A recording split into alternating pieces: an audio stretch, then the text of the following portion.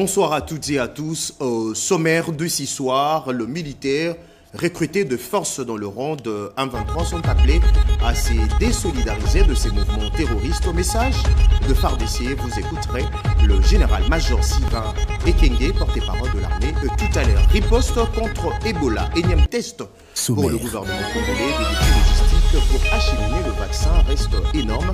Le important de vaccin contre Ebola est arrivé dans le Kasaï, zone touchée par cette épidémie. Développement dans le corps de cette édition. Une question également à la une. L'atome peut-il être au service de la santé? C'est les plaidoyers de la ministre de la Recherche scientifique à la 69e conférence de l'Agence internationale de l'énergie atomique à Vienne. Et Cédric Kenina sera de la partie pour le fact-checking. Avec lui, nous allons déceler le vrai du faux. Bonsoir Cédric Kenina. Bonsoir. Je vous retrouve dans quelques minutes. D'abord, l'actualité à la Cité de l'Union africaine. Le président de la RDC a reçu l'ambassadeur du Portugal et le ministre d'État aux infrastructures et envoyé spécial du président Sassou Nguesso du Congo-Brazzaville.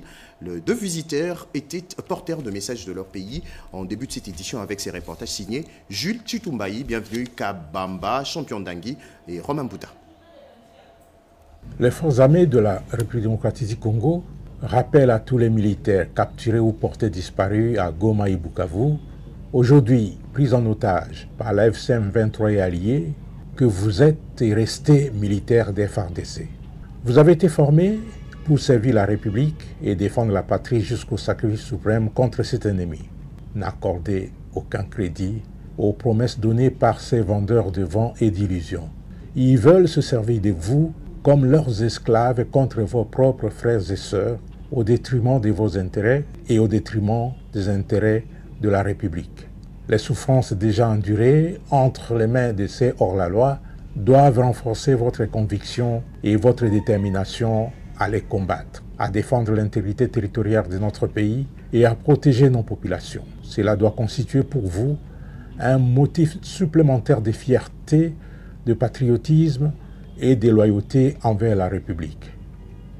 Il serait pour vous un grand déshonneur et un grand sacrilège de mettre en cause votre serment envers la République, celui de ne jamais trahir le Congo, et de tourner les canons vers la mère patrie, vers votre population et vers votre propre armée. Dans ce cas, la République et les générations futures ne vous pardonneront jamais. Considérez ces souffrances imposées et le massacre de vos collègues par les terroristes de la FCM 23 comme un sacrifice. Faites tout ce qui est possible pour retrouver les camps de la patrie, comme l'ont déjà fait beaucoup d'autres parmi vous. À la moindre occasion, faites tout pour tourner les canons contre l'ennemi. Quittez ces rangs et rejoindre les FARDC. À l'instar de tous les militaires exfiltrés par le CICR des installations de la MONUSCO de Goma et à l'image de nombreux autres ayant déjà fui les horreurs de la FCM 23, vos places dans les rangs des FARDC restent intactes et nous continuons à vous prendre en compte dans la base des données de l'armée. Vos rémunérations et vos primes des opérations sont toujours disponibles. Nous vous encourageons à regagner par tous les moyens possibles le camp de la patrie.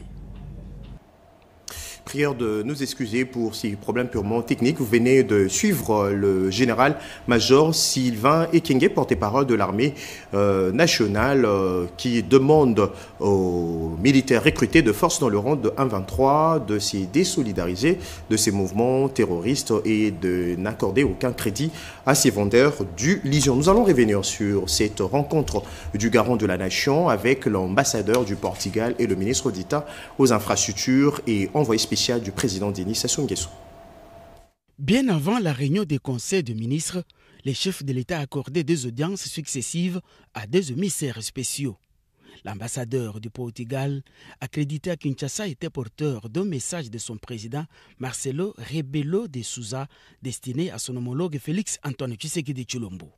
Le Portugal sollicite le soutien de la RDC à la prochaine candidature du Portugal au Conseil de sécurité comme ce pays l'avait fait pour la RDC. Je suis très reconnaissant à son Excellence Félix Antoine Tshisekedi, président de la RDC, chef d'État, de m'avoir reçu aujourd'hui, parce que c'était très important pour le Portugal de pouvoir lui passer le message que je lui ai livré de son homologue portugais, le chef d'État portugais, président Marcelo Rebelo de Sousa, avant le segment de haut niveau d'Assemblée générale des Nations Unies qui commence la semaine prochaine à New York, parce qu'on a plusieurs domaines de coopération bilatérale mais qui se reflètent au niveau multilatéral, notamment dans le domaine de la défense du multilatéralisme et d'application de l'enforcement des règles des décisions du Conseil de sécurité, de la réforme du Conseil de sécurité.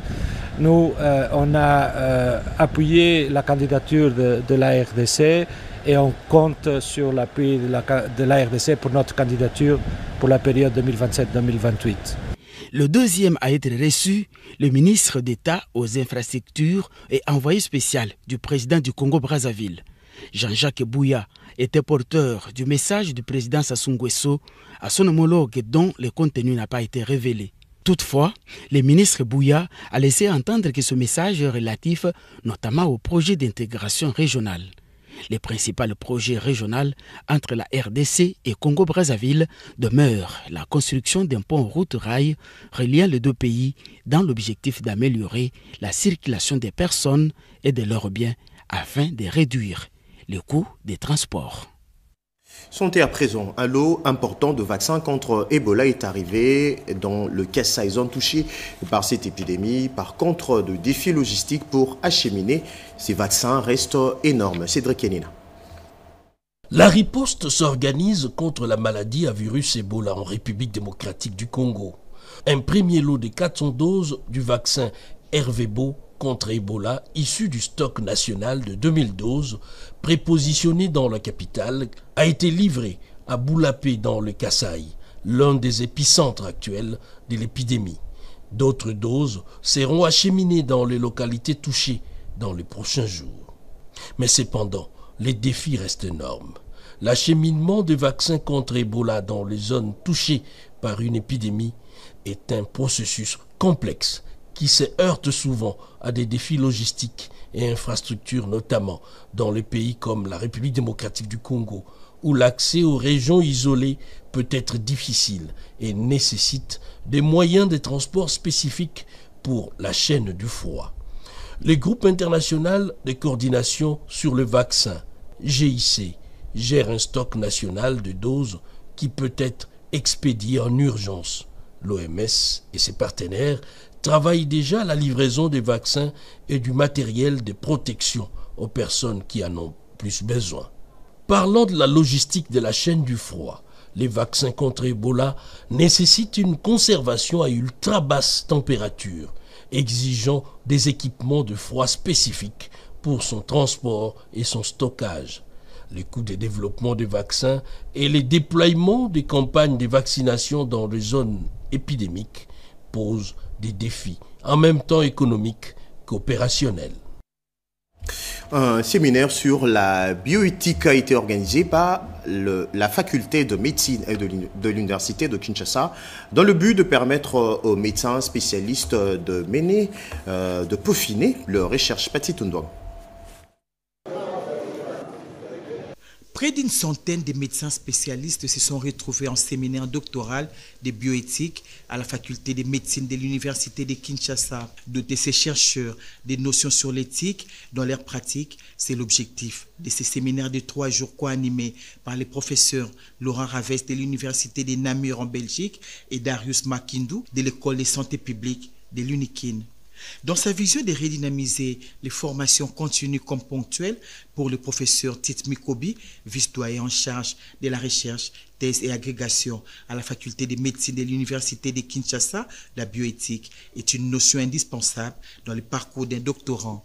La redynamisation de ces activités a commencé par donner aux doctorants les matières nécessaires pour leur permettre de commencer leurs recherches, de poursuivre avec leurs recherches jusqu'à la publication des résultats et à la rédaction de leur dissertation doctorale. Toutefois, l'aspect culturel n'est pas à négliger dans la bioéthique. Les professeurs Laurent Ravez l'a martelé. La bioéthique ne peut pas rester une bioéthique occidentale.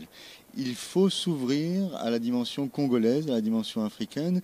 Et là, c'est un vrai défi de s'ouvrir à une réflexion qui soit à la fois internationale, mais aussi congolaise, avec les valeurs congolaises. Relever les défis de la recherche en République démocratique du Congo, c'est aussi promouvoir son éthique. Parler éthique de la recherche, c'est parler valeurs, c'est-à-dire les valeurs qu'on doit respecter pour mener la recherche. Pour le docteur Arlette Mavila, ces séminaires tombent à point nommé, étant donné que dans les protocoles de recherche, plusieurs questions d'éthique se posent. Ce séminaire nous a amené plusieurs principes qui peuvent nous aider à trouver des solutions sur les problèmes éthiques, les dilemmes qui se posent, afin que nous puissions arriver à prendre des décisions qui seront justes, acceptables et appropriées pour toutes les situations. La recherche est le moteur de développement, a reconnu le docteur Kabwe, qui a salué à sa juste valeur cette formation organisée par le professeur Titmi Kobi. Posons à présent cette question. L'atome peut-il être au service de la santé? C'est le plaidoyer de la ministre de la Recherche scientifique à la 69e conférence de l'Agence internationale de l'énergie atomique à Vienne. La RDC réitère son engagement ferme en faveur de la non-prolifération des armes nucléaires. Alain Bikaï. À la tribune de l'Agence internationale de l'énergie atomique, la République démocratique du Congo a une nouvelle fois marqué sa présence sur la scène internationale. Dans son allocution, la ministre de la Recherche scientifique et innovation, professeure Marie-Thérèse Sombo, a réaffirmé l'engagement du pays de Félix-Antoine Tshisekedi Tshilombo à contribuer activement aux enjeux nucléaires mondiaux, mais exclusivement à des fins pacifiques.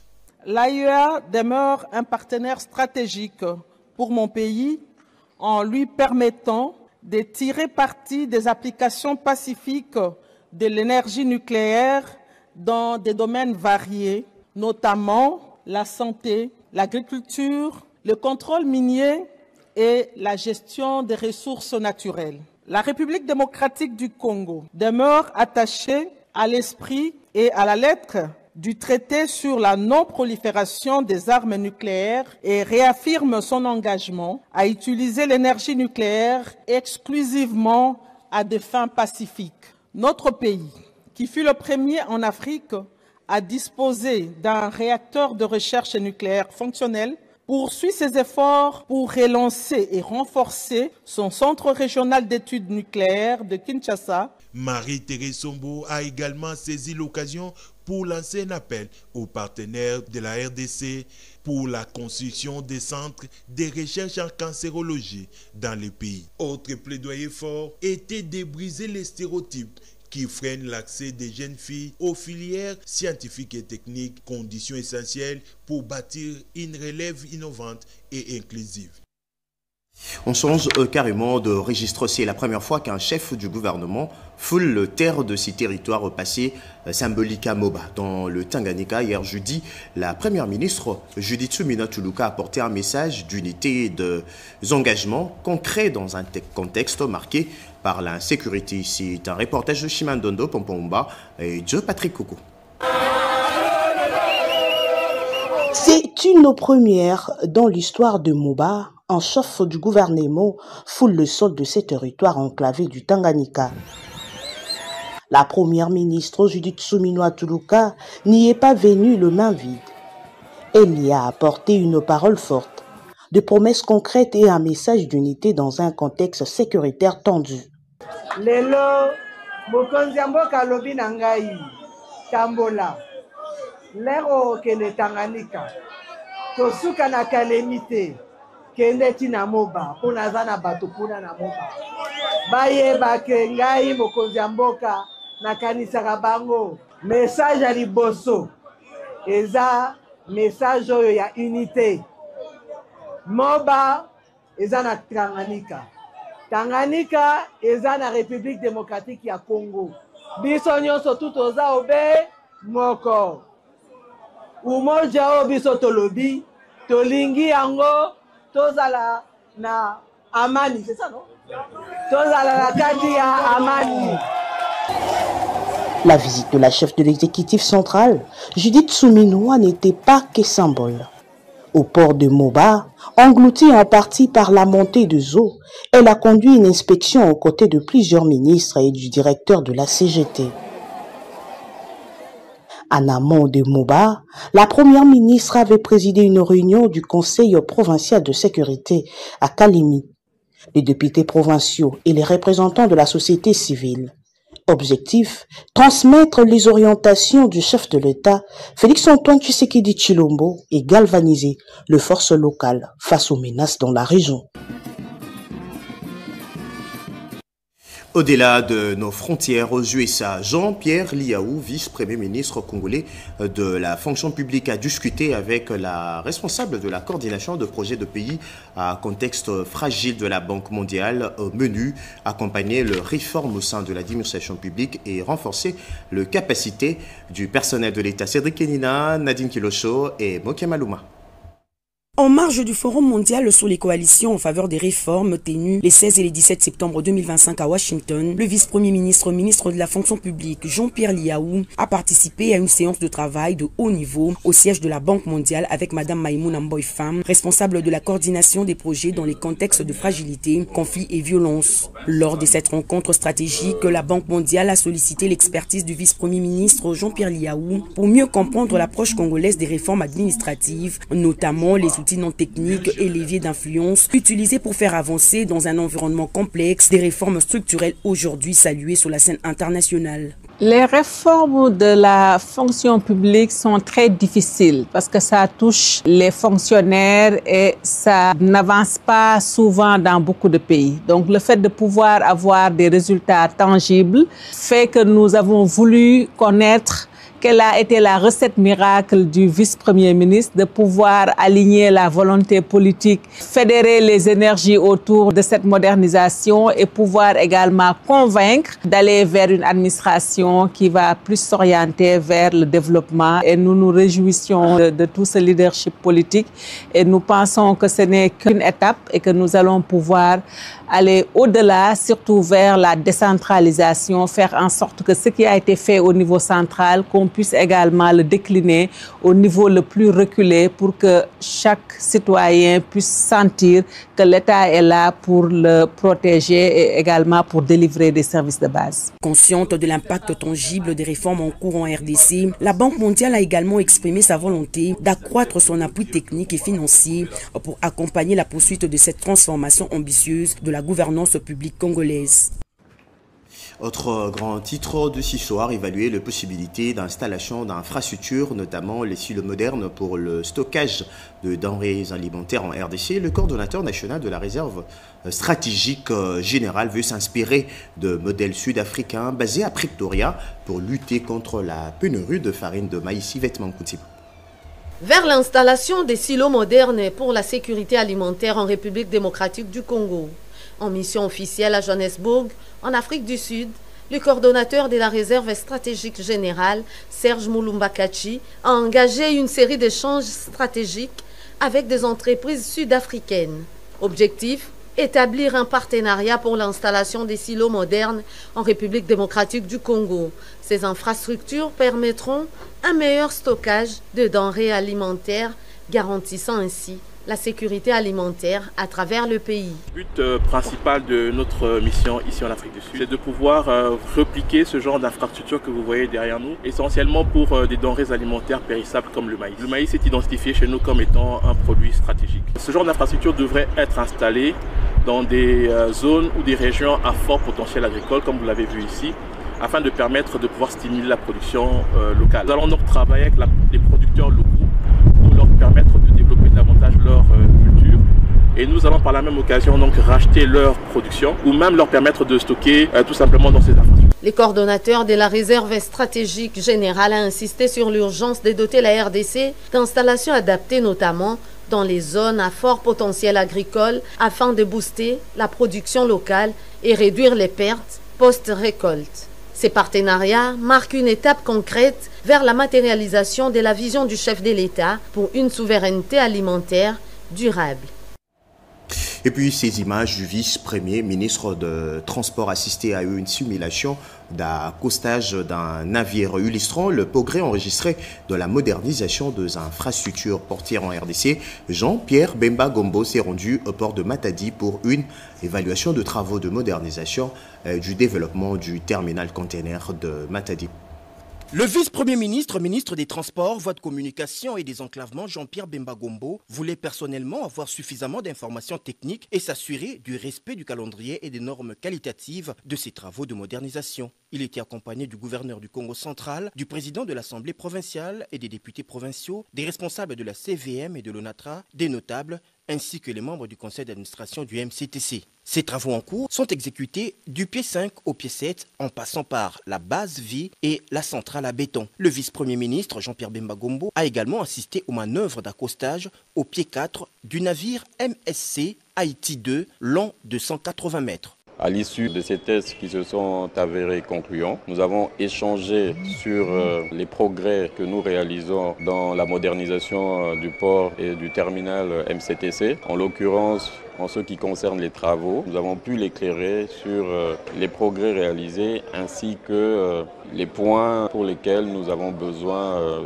de collaborer avec l'ensemble des acteurs portuaires pour finaliser le projet. À l'issue de la visite, le management du MCTC a présenté au vice-premier ministre le master plan du nouveau terminal à conteneurs. Nous avons procédé à certaines évaluations techniques qui ont été réalisées aujourd'hui, nous réconfortent dans le choix technique pour la réalisation de cette modernisation. De palper les améliorations qu'il y a dans ces domaines, surtout portuaires. Nous avons échangé avec ces autorités sur d'autres perspectives qu'ils ont en fait ici souhaité à ce que nous puissions intégrer aussi. En outre, le management de MCTC a exprimé sa profonde gratitude au chef de l'État Félix Antoine Tshisekedi Tshilombo pour sa vision éclairée et son appui permanent à la réalisation de ce projet structurant au bénéfice de la nation congolaise. À Mwanda, le vice-premier ministre de l'économie nationale Daniel Mukoko Samba a visité la Société congolaise des industries de raffinage pour constater le déroulement des activités principales outils d'approvisionnement du pays en produits pétroliers. Rodépanda. Arrivé depuis le mercredi 17 septembre à Mwanda, province du Congo central, le vice-premier ministre, ministre de l'économie nationale Daniel Mukoko Samba a amorcé une visite à la Société congolaise des industries de raffinage SOCIR, une entreprise d'économie mixte dont l'État congolais détient 50% des parts et joue un rôle essentiel dans l'approvisionnement des produits pétroliers dans la zone ouest. Daniel Mukoko Samba veut se rassurer du bon fonctionnement et de la viabilité de cet outil principal d'approvisionnement en pétrole du pays qui enregistre ce jour une hausse de demande qui est passée de 50,555 mètres cubes à plus de 85 000 mètres cubes. Le patron de l'économie congolaise a visité quelques compartiments de la GT, port pétrolier, assisté de l'administratrice du territoire de Mwanda en passant par le parc de réservoir pour terminer au dépôt de la SOGAZ avant d'échanger avec les membres de la SOCIR. Le ministère de l'économie s'est félicité du rôle que joue cette entreprise dans l'approvisionnement du pays en carburant. Le gouvernement appuie beaucoup cette société qui joue un rôle capital pour que le pays ne manque pas de produits pétroliers. J'ai voulu me rendre compte personnellement de la situation actuelle et de perspectives d'avenir. Son directeur du siège d'exploitation a remercié le ministère pour son accompagnement. À chaque moment, il répond aux besoins du secteur pétrolier. En répondant positivement à ces besoins, il répond directement aussi aux besoins de la population. Cette visite du vice-premier ministre, ministre de l'économie nationale, restera gravée dans les annales de la SOCIR. La transparence dans la gestion minière. Le ministre Louis Watoum y tient. Il a procédé au lancement officiel dans la ville de Kolwezi du premier cadre de concertation gouvernement-entreprise minière. Cédric Kenina. C'est la toute première réunion du cadre de concertation entre le gouvernement et les responsables des entreprises minières. La rencontre organisée par la Chambre des mines sur les sites des Kamoa avait pour objectif de renforcer un dialogue franc et constructif avec les opérateurs miniers. Je me tiens ici avec beaucoup d'humilité pour bien sûr écouter, mais également savoir comment nous allons faire pour sortir de l'ornière. Et je souhaite un très bon débat avec les capitaines de l'industrie. Des fils en aiguille, en présence du ministre des Mines, Luatum Kabamba. Les discussions ont porté sur les préoccupations majeures du secteur, mais aussi sur la recherche des solutions concrètes. Cette table ronde, elle a également pour objet non seulement d'échanger, mais également de faire des propositions concrètes en termes de pistes de solutions pour que nous puissions faire avancer la cause du secteur minier. Parmi les recommandations retenues, la création d'un comité de suivi chargé de définir une feuille de route opérationnelle ainsi que l'instauration d'une évaluation périodique pour assurer l'application effective des résolutions. Profitant de son séjour dans le Lualaba, le ministre des Mines a également visité la société Tenke-Fungurume Mining, l'une des plus grandes exploitations de cuivre et de cobalt du pays. Nous remercions TFM également parce que vous avez pris le courage de venir, d'apporter les capitaux, la technologie, et cela a créé énormément d'emplois, énormément d'opportunités d'affaires également pour nos entrepreneurs et de très grandes contributions à l'économie nationale. Un tableau numérique de suivi et évaluation du climat des affaires en RDC présenté par le ministre d'État en charge du plan au vice-premier ministre du budget. Le pourquoi dans ces récits de Peggy Mukunda. Il est d'accord pour l'outil numérique innovant conçu pour centraliser et assurer un suivi rigoureux des réformes prioritaires. Le vice-premier ministre, ministre du budget, Adolphe Mouzitou, a donné son accord après d'être informé sur les tableaux numériques de suivi et évaluation du climat des affaires. Le ministre d'État, ministre du plan, Guilain Nyembo, porteur du projet sur les tableaux numériques, était au ministère du budget dans le cadre de la mise en évidence des assignations relevant du ministère du budget, parmi lesquelles l'opérationnalisation des systèmes intégrés de gestion des marchés publics, la finalisation de la réforme des marchés spéciaux et la révision de la loi sur les marchés publics. Nous avons commencé avec la matrice des réformes qui a été validée au niveau du Conseil des ministres. Alors ici, nous présentons donc en même temps une plateforme qui permet à tout le monde d'interagir et au président de la République, à la première ministre, d'avoir une lisibilité sur les efforts qui sont consentis dans le cadre de l'amélioration du climat des affaires. Accompagné de la cellule de climat des affaires de la présidence de la République, le ministre d'État, ministre du plan Guilain Nyembo, a réaffirmé la détermination du gouvernement congolais à garantir la transparence, renforcer la bonne gouvernance et consolider la confiance des investisseurs conformément au plan national stratégique de développement PNSD 2024-2028. Le président de la Chambre haute du Parlement congolais a discuté avec l'ambassadeur d'Ukraine accréditant en RDC le jeudi dernier. L'entretien a porté sur la coopération interparlementaire entre les deux pays. Janine Kalinga, Gilompiana et bienvenue Lusala. Diplomatie parlementaire, l'Ukraine entend renforcer sa coopération interparlementaire avec la République démocratique du Congo. Reçu par l'honorable président du Sénat Jean-Michel Samalukonde Kenge, l'ambassadeur d'Ukraine en poste à Kinshasa, Vasil Amianin, a au terme de son entretien avec le président de la Chambre des sages, Jean-Michel Samalukonde, évoqué la démarche de son pays, l'Ukraine, envers la République démocratique du Congo et a insisté sur la nécessité de protéger les valeurs démocratiques. Donc, on a inauguré l'ambassade d'Ukraine en République démocratique du Congo, ça fait déjà 1 an, depuis l'avril 2024. Mais jusqu'alors, on n'a pas eu trop de liens entre les deux parlements de nos pays. Donc la bonne nouvelle est qu'en Ukraine, nous avons déjà établi un groupe d'amitié avec la République démocratique du Congo. Et on s'entend, on travaille pour que le Sénat puisse aussi faire la démarche de leur côté pour faire ce groupe en RDC. Et déjà, il y aura quelques pistes de cette coopération, donc c'est la coopération politique évidemment, et aussi l'échange de points de vue sur tout ce qui se passe dans nos pays, parce qu'il s'agit de contextes à peu près similaires. Dans tout pays, il faut le dire, dans tout pays démocratique, les parlements, c'est un socle, c'est un pilier important des valeurs démocratique et de la force de l'État. Et la valeur, comme vous le comprenez, pour nous tout comme pour vous, c'est la souveraineté, c'est l'intégrité territoriale. Le diplomate ukrainien a également annoncé la création récente au sein du Parlement de son pays d'un groupe d'amitié avec la République démocratique du Congo et a émis le vœu de voir le Sénat congolais créer à son tour un groupe similaire afin de formaliser les échanges et renforcer la coopération parlementaire entre les deux pays. Pour vous ce soir, Oscar Malkaïj nous a rejoint pour la lecture d'une décision. Bonsoir et bienvenue. Bonsoir Gaëtan Magalano.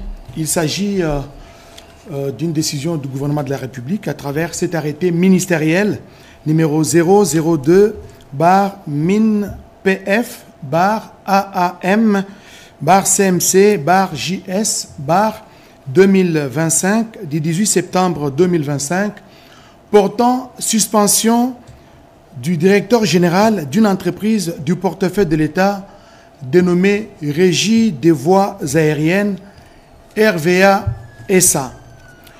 Le ministre du portefeuille, vu la constitution telle que modifiée par la loi numéro 011/002 du 20 janvier 2011 portant révision de certains articles de la Constitution de la République démocratique du Congo du 18 février 2006, spécialement en son article 93, vu l'acte uniforme tel que révisé en date du 30 janvier 2014, relatif aux droits des sociétés commerciales et du groupement d'intérêt économique de l'Organisation pour l'harmonisation en Afrique du droit des affaires, OHADA, vu la loi numéro 08/010 du 7 juillet 2008 fixant les règles relatives à l'organisation et à la gestion du portefeuille de l'État, vu l'ordonnance numéro 24/022 du 1er avril 2024 portant nomination d'un Premier ministre, vu l'ordonnance numéro 25/247 du 7 août 2025 portant nomination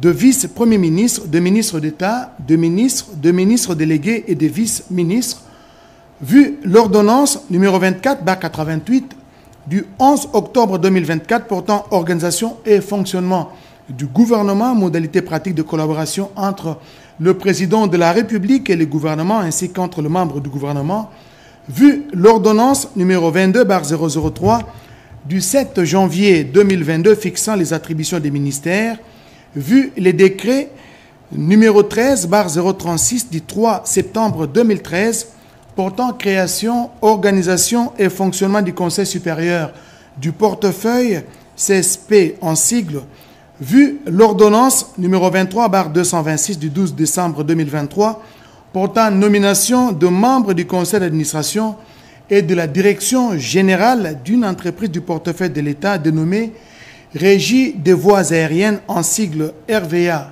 SA, vu tel que modifié et complété à ce jour les décrets numéro 13/055 du 13 décembre 2013 portant statut de mandataire public dans les entreprises du portefeuille de l'État, vu les statuts de la RVA SA considérant les indices graves et concordant des fautes de gestion relevées à charge du directeur général de la RVA SA, notamment à la suite de l'incident survenu dans la nuit du 10 au 11 septembre 2025 à l'aéroport international de Ndjili, considérant la nécessité impérieuse de préserver les intérêts de l'État au sein de la RVA SA, considérant l'urgence, arrête. Article 1er. Est suspendu pour une durée de 3 mois et à titre conservatoire de toutes ses fonctions au sein de la RVA SA, entreprise du portefeuille de l'État, M. Ngoma Mbaki Léonard, directeur général. Article 2. Une enquête est ouverte afin d'établir les responsabilités et les rapports y afférents sera transmis à la haute hiérarchie conformément à l'article 9 du décret numéro 13/055 du 13 décembre 2013 portant statut de mandataire public dans les entreprises du portefeuille de l'État tel que modifié et complété à ce jour. Article 3. L'intérim du directeur général suspendu est assuré par le directeur général adjoint conformément aux textes légaux et réglementaires en vigueur. Article 4. Le président du Conseil supérieur du portefeuille est chargé de l'exécution du présent arrêté qui entre en vigueur à la date de sa signature, faite à Kinshasa le 18 septembre 2025. Julie Chikou, ministre du portefeuille. Voilà tout pour cette intervention. Merci Oscar Malkaïch pour cette information. Bonne soirée à vous. Tout à fait autre chose. La RDC dispose d'une logette électrique intelligente, un produit made in RDC. Le ministre de Ressources hydrauliques et électricité a procédé à son lancement. Le gouvernement s'engage pour son déploiement. Serge Merlemata. Développée par Kim Engineering, la logette électrique intelligente Made in Congo, Kinbox, avec son atout particulier, conçu pour la sécurité et les contrôles automatiques de l'électricité dans un bâtiment, qu'il soit équipé d'un système monophasé, biphasé ou encore triphasé, tout en étant connecté à des applications web et mobiles, comme l'a expliqué clairement son inventrice, Priska Makila. Nous ne pouvons plus attendre que d'autres trouvent des solutions pour nous. Le ministre des Ressources hydrauliques et de l'électricité, Aimé Sakombi Mulendo, a salué cette avancée technologique congolaise. Nous honorons la qualité d'une formation technique et professionnelle d'excellence dispensée sur notre sol. Présent à la cérémonie, les ministres du commerce extérieur, Julien Paluku Kaonga, et la communication et médias, Patrick Mouya Yakatembouy, ont également mis en avant les génies congolais, tout en promettant les soutiens du gouvernement de la République en vue de gagner les marchés nationaux et africains. C'est une solution qui vient à point nommé et pour nous comme gouvernement, c'est un élément qui nous renforce dans la stratégie qui consiste à appuyer et à soutenir les jeunes Congolais. Primé plusieurs fois déjà pour cette solution innovante, Priska Makila est diplômée de l'Institut supérieur des techniques appliquées, ISTA. Moderniser la gouvernance foncière et sécuriser le droit de citoyen, c'est l'objectif d'une réforme stratégique placée sous l'impulsion du chef de l'État. Le mardi dernier, la ministre des Affaires foncières a échangé avec la commission des experts. Cette dernière a présenté les conclusions de leurs travaux.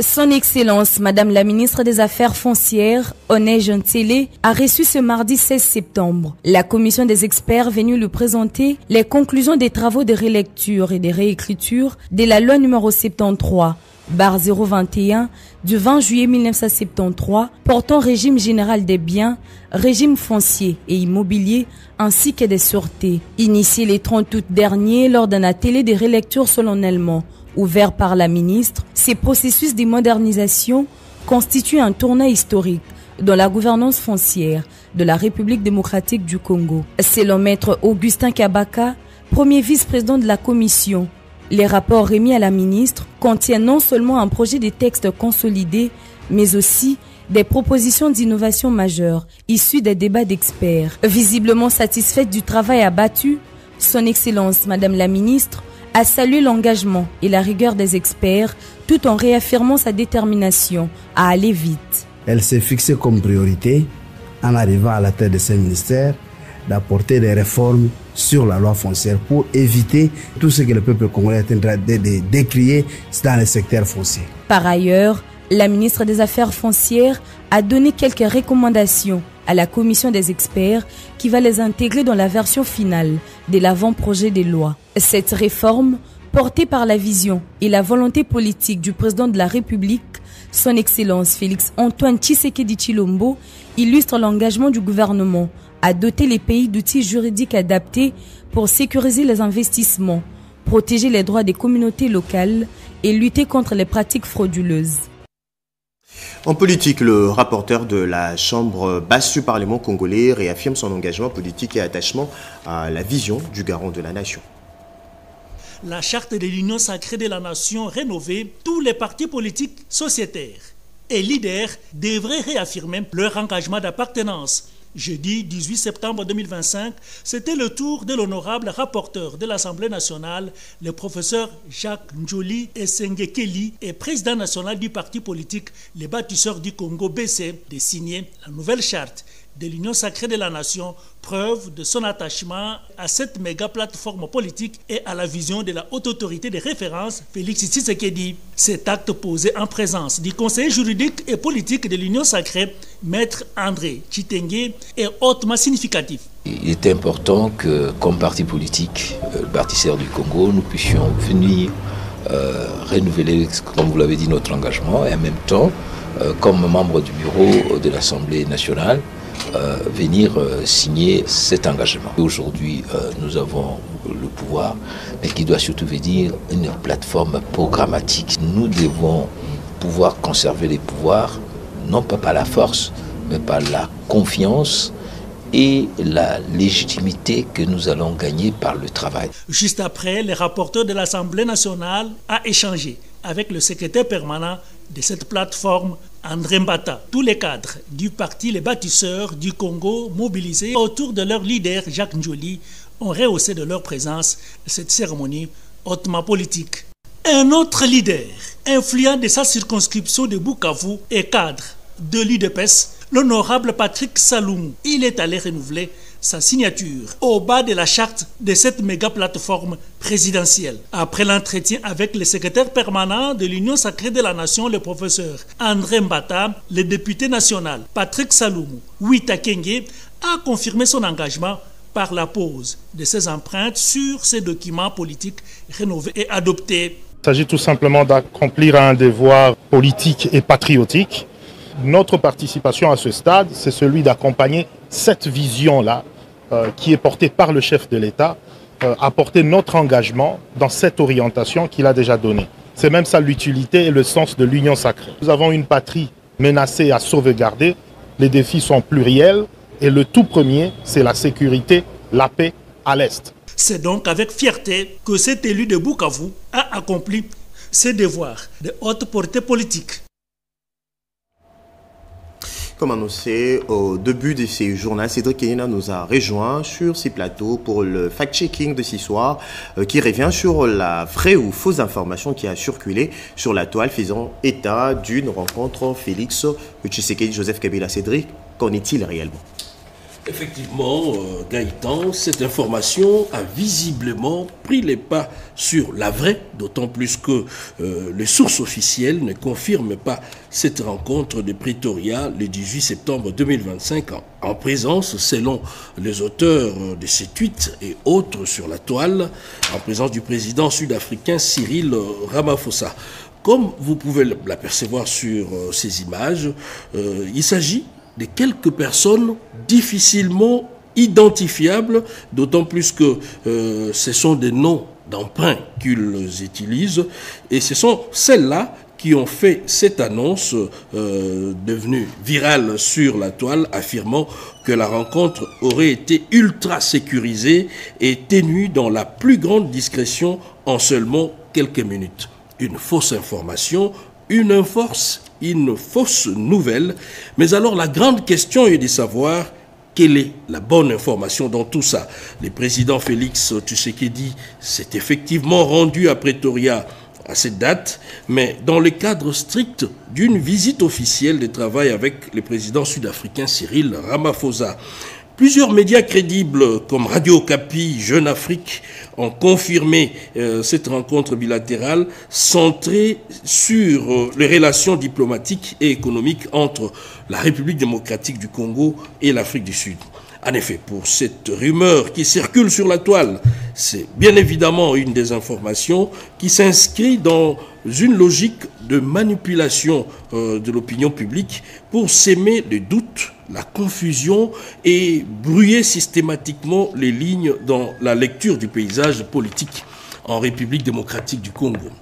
Et en conclusion, la prétendue rencontre entre Tshisekedi et Kabila à Pretoria est une fausse rumeur, une désinformation, comme je l'ai dit tout à l'heure, comme le dit souvent le ministre de la Communication et Médias qui parle d'un poison rwandais.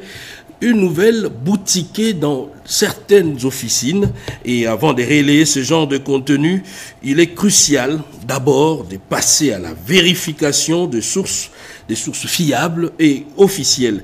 Et dans le foisonnement d'infos d'une manière générale, souvent l'infox qui prend le dessus pour créer les sensationnels.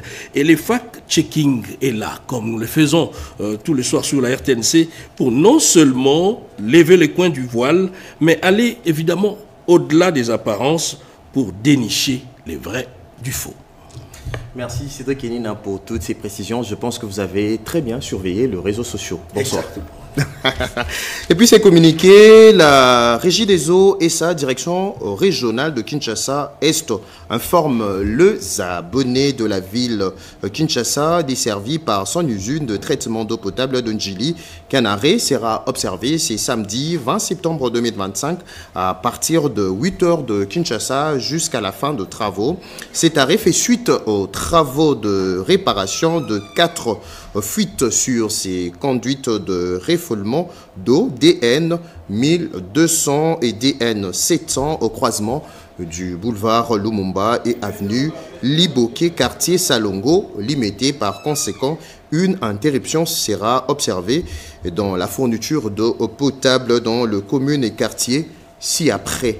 Salongo, limité, Maré, Monzimbile, Dingi Dingi, Tomesa, Massina, Kingasani, Njili, Mokali, Kisanso, Mi-Kondo, Badara, aéroport de Njili, Matete, Limete, Lemba, Mbanza-Lemba, Livulu, Rigini, Unikin, Ngaba, Yolo Nord, Yolo Izo, Mumbele, Kinshasa, Lingwala, Barumbu et Gombe, quartier Basoko.